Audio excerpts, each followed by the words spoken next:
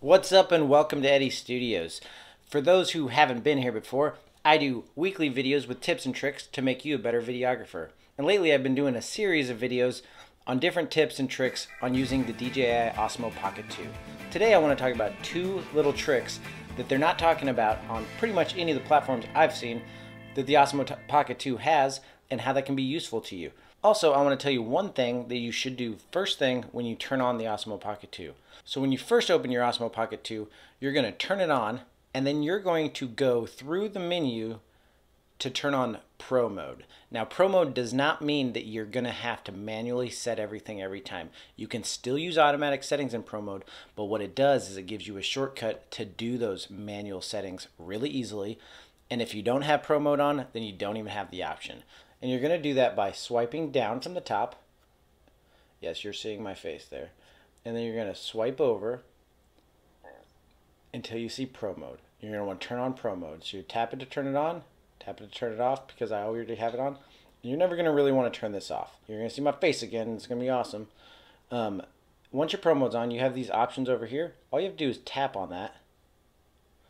Once you tap on that, it gives you your options. See, I'm in manual exposure now, and I'm in manual white balance. But you can click on these, and then you can set auto white balance instead of manual. So you're not locked in to doing manual anything. And then you can come to exposure, and you can also do auto exposure. And then when you're in auto exposure, you can set a maximum ISO, which is super handy because the ISO, you remember, want to keep under 400 to have almost no noise in your image. When you go over 400 on these little types of cameras, you start to get noise in your image. So now that we've covered the fact that the first thing you want to do when you turn it on is go through Pro Mode. The second thing I want to cover, which I did mention in my last Pocket 2 video, is your normal power up for your Pocket 2 is right here on the side, and that's the one that is the power up. But when you do that power up, it turns on, it comes around, looks at you, takes a second, and then turns forward. Now it's ready to go. I'm going to turn it off again. There's a shortcut power on for when you're in a quick hurry, because sometimes your kid's doing something crazy and you want to catch it real fast and you don't have time for it to kick around and do all that. This button to the right of your record button also turns it on if you push and hold it for a second. And the convenience is it just goes straight forward. It cuts about a second off of that power on, and that second counts when you're trying to get your camera out in a hurry.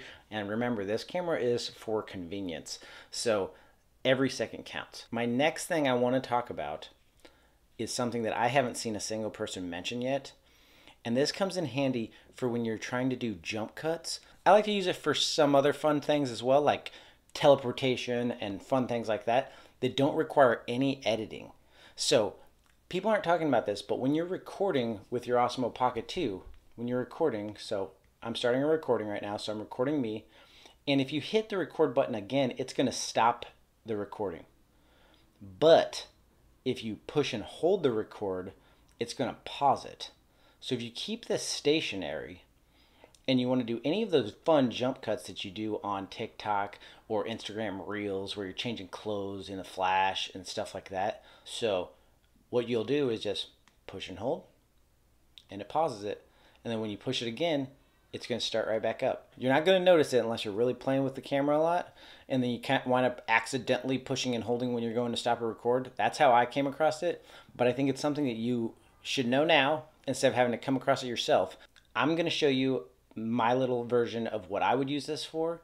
It doesn't require any editing in post and no making a cut and having to precisely place that cut. So here's that video now.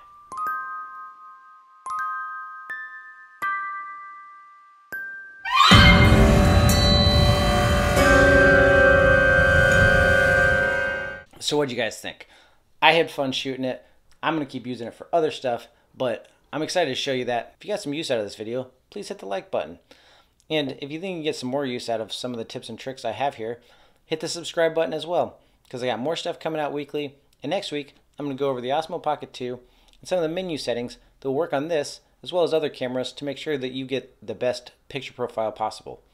So until next time, I'm going to keep grinding here at Eddie Studios. You guys have a great day. Thanks. See ya.